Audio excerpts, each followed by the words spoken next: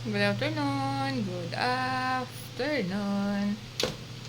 Namalansya ako.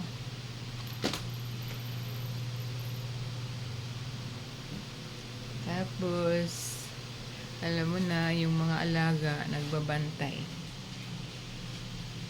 Tadam! Ay, nasa na? Ayun. Tulog sa ilalim ng upuan. Malapit na ako matapos. Dalawa yung plancha ko. Isang maliit. Tsaka isang malaki. Pang pantalon. Pag pantalon, ito yung ginagamit ko. Pero pag mga t-shirt lang, ito.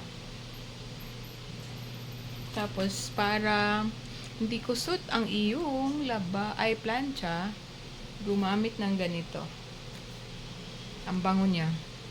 Ito yung gamit namin para pag namalansya ka, hindi siya kusot, kaysa naman yung water lang i-spray mo. Ito kahit konti lang, maganda i-plancha. So, yan lang guys. Share ko lang sa inyo ang aking ginagawa ngayon. Araw na ito. Namalansya. Gamit ang blade. Yan lang guys. Bye-bye.